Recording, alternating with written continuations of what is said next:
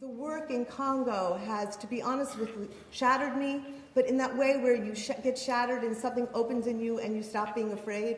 I'm not afraid anymore. I'm not afraid anymore. I don't care if people like me anymore. I don't care. That's not what we're doing here. What we're doing here is trying to shift human consciousness in time.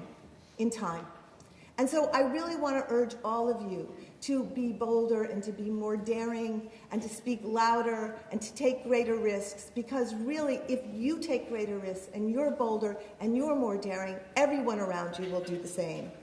I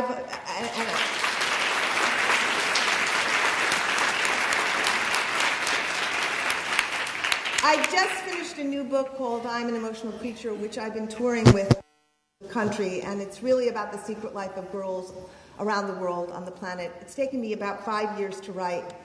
I've met so many amazing girls on this planet, and I've seen how over and over again they are silenced, muted, crippled, undone, and robbed of authenticity by the enforced and internalized need and pressure to please.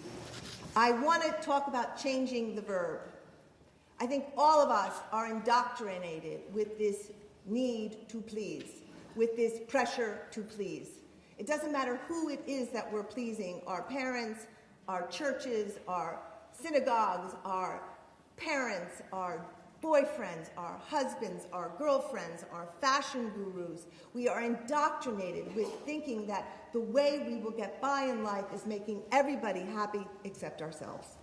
And I want to say that I think this insatiable need to please is at the core of many, many abusive relationships, and is actually what keeps women tethered to their abusers. I've done a lot of thinking about what it means to please. To be the wish or will of somebody other than yourself. I think the act of pleasing makes everything murky. We lose track of ourselves. We stop uttering declaratory sentences. We stop directing our own lives. We wait to be rescued. We forget what we know. We don't ever think about money. You know, I met Susie Ormond many years ago. I gave a speech, and she came up to me and she said, "You know, Eve, I feel the way you feel about vaginas about money." She said, we need to touch it, we need to smell it, we need to know it, and we need to own it. And I remember thinking to myself at the time, okay, I think this woman's mad, but I think she's right about everything she's saying. And I think there's a way that money, our vaginas, they're not that different.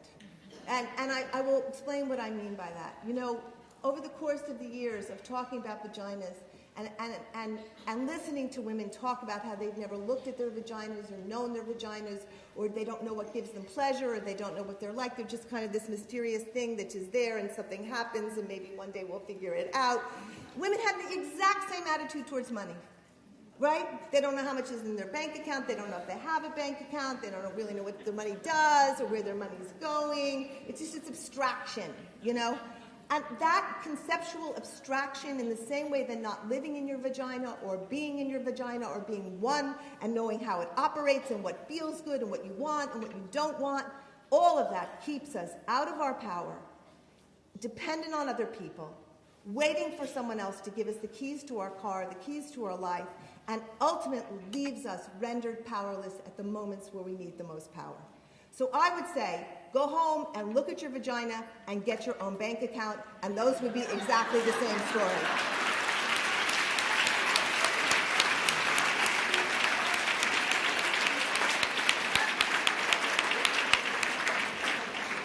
And I also just want to talk a little bit about girls and the resilience of girls, because I think this piece with teenage girls is giving me enormous hope. Last month I've been in all these different readings of girls performing the play. It began in Mumbai in India, and then we went to New York, where Rosario Dawson directed a reading with incredible girls from all over New York, and then we did at the Archer School in LA, and then we did in Santa Fe with the most fantastic, diverse group of girls.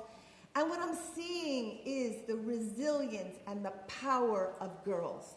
The nobility of girls, the outrageousness of girls, the dedication of girls. I just met this amazing girl, Ariel, who's 21 years old here. I met her last night. She's fierce. She's alive. She's potent. She's gone. She's going. And what we need to do is not only free girls, but free our girl.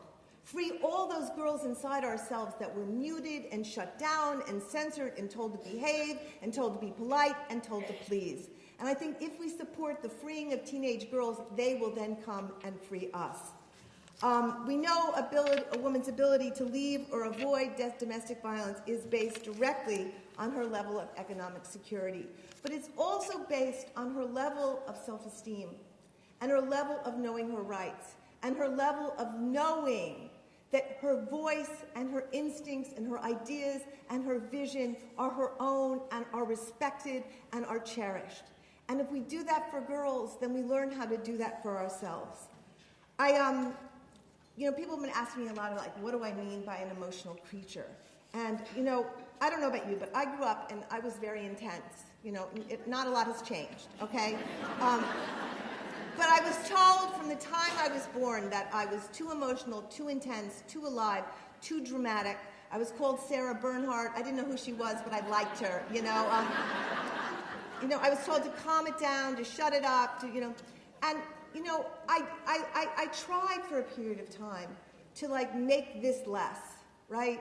I did very self-destructive things. I tried to mute myself. I grew up in a family where I had a very powerful father who was very violent, who eviscerated me, whose rage, whose domination, everything really created me.